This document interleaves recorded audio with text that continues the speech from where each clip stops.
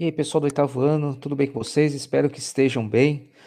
A gente vai falar sobre um tema aí. A gente já viu alguma coisa sobre simetria o ano passado. Não sei se vocês vão lembrar que a gente viu algumas figuras lá que traziam essa característica de simetria. E vamos falar também de transformações isométricas, que também a gente viu alguma coisa no ano passado, no sétimo ano. Então, olha só, o que é simetria, né? Na geometria, um objeto ele exibe simetria se parece o mesmo depois de uma transformação, como reflexão ou rotação. A gente já vai falar dessas transformações, são três que a gente vai falar.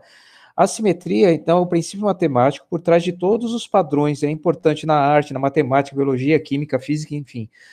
Você pesquisar sobre simetria, você vai achar em vários campos de atuação, além da matemática, né? Então, simetria é isso. Você vai fazer alguma coisa com um determinado objeto, só que ele não vai perder suas características, em especial suas medidas, né? A forma vai continuar a mesma. Então, olha só, as transformações isométricas são mudanças de posição ou orientação de uma dada figura que não alteram a forma ou o tamanho deste. Então, a gente muda ele de posição ou de orientação, seria uma rotação, né? Mas ele continua com as mesmas características, as mesmas medidas, o mesmo tudinho bonitinho, não vai mudar nada.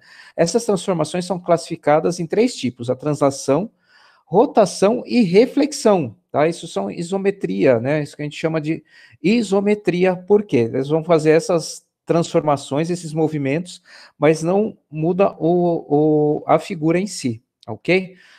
Em geral, as transformações geométricas permitem que uma nova figura seja criada a partir de uma determinada. Então, você vai ter uma figura nova, ok?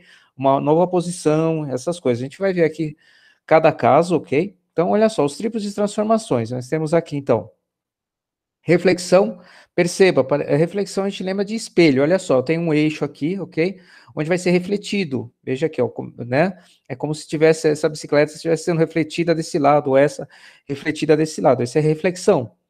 Translação é um movimento esquerda-direita para cima para baixo, ok? Diagonal também, professor? Diagonal também, porque aí são dois movimentos, né? A diagonal ela pode ser para a direita e para cima, ou para a direita e para baixo, para a esquerda para cima e para a esquerda para baixo, dá o sentido diagonal, tá bom? Então, a translação, tá? Cima, baixo, direita, esquerda. E rotação, a figura ela gira em torno de um eixo, ok? Lá no ano passado a gente viu sobre a rotação sobre o eixo, no caso, ao ponto de origem do nosso ponto cartesiano, ok?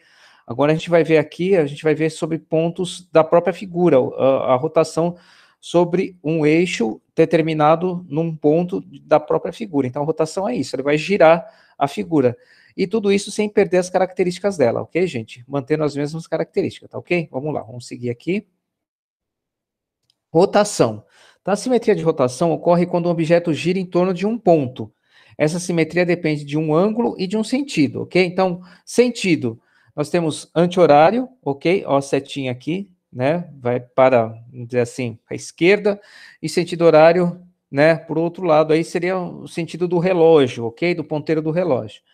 E o ângulo de rotação? Normalmente a gente vai trabalhar com um ângulo de 90 graus aqui para ficar mais fácil. Então, olha só, a figura estava aqui de pé, ok? Né, vamos dizer assim, ela ficou deitada aqui, ficou de lado, né?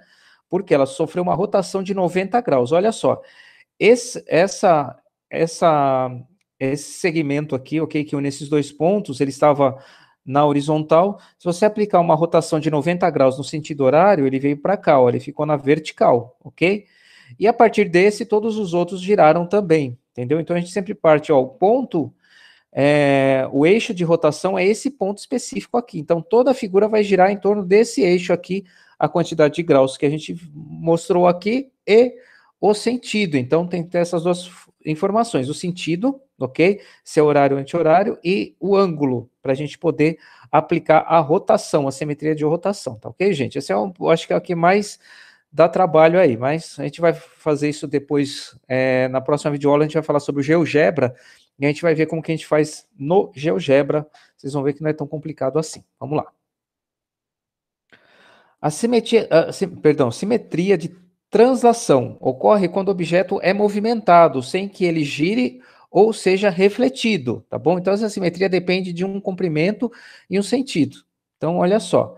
Sentido, direita, esquerda, vai, ou para cima, para baixo, direita, esquerda. Então, o que aconteceu? Essa figura aqui, ela movimentou-se para a direita e para cima, tá vendo? Ó, ela estava aqui original, ela movimentou algumas unidades para a direita e para cima. Então, importante na translação, a gente precisa saber quantas unidades ela vai movimentar e para que lado que vai, ou para né, o comprimento. Comprimento a gente pode falar de direita e esquerda, ok? E sentido para cima e para baixo, beleza? Acho que fica mais fácil assim. Então, para cima, para baixo, direita e esquerda. Tem que dar essa informação para você poder aplicar a simetria de translação. Então, se eu pedir para vocês fazerem uma transformação de translação de um determinado objeto, eu tenho que passar essas informações. Se eu passar só para a direita ou só para a esquerda, tranquilo. Mas eu posso passar mais de uma informação. Tá? Aqui parece até uma meia diagonal. Então, o que aconteceu foi isso. Foram duas transformações que aconteceu. Uma transformação de determinada casas para direita e uma determinada casas para cima, ok? Vamos ver a reflexão aqui. Ó, simetria de reflexão ocorre quando o objeto é espelhado em torno de um ponto, uma reta ou um plano. Então, nós temos uma reta, ok? A gente chama de eixo, ok? Tá aqui, ó, a figura original, ela foi refletida aqui. Perceba o seguinte, a distância aqui, ó, entre os pontos, tá? Então, cada vértice aqui, vamos dizer assim, da nossa figura aqui, representa um ponto, ok? Então, olha só, esse está uma unidade de distância daqui, aqui também uma. Esse outro aqui, ó, tá duas, aqui também vai estar duas, esse vai estar três, aqui também três, ok? Então, vai seguir a mesma distância aqui, para fazer esse espelhamento, tá bom, gente? Então, fica a dica aí. Então, o melhor esquema para todas as transformações isométricas é fazer por pontos, gente. Fazer sempre por pontos e depois fazer a ligação entre os pontos para montar, para formar a figura. É muito mais prático do que fazer a figura toda de uma vez. Então, façam os pontos e depois, tendo os pontos, aí sim você parte para completar a figura aí. Tá legal, gente? Então, a gente para por aqui nessa videoaula. Na outra videoaula, que está postada aí, a gente vai estar falando sobre o GeoGebra, ok? Um aplicativo, na verdade é uma plataforma, é um site que tem para a gente poder trabalhar com o plano cartesiano, marcar os pontos, e ele é muito mais fácil de você fazer as transformações lá, ok? Então, vou gravar, já gravei a videoaula lá então para vocês assistam lá que vai ter como usar o GeoGebra e como que a gente usa para fazer as transformações. Beleza, gente? Por aqui a gente para então por enquanto nessa videoaula e a gente volta aí com a explicação do GeoGebra. Até a próxima, gente.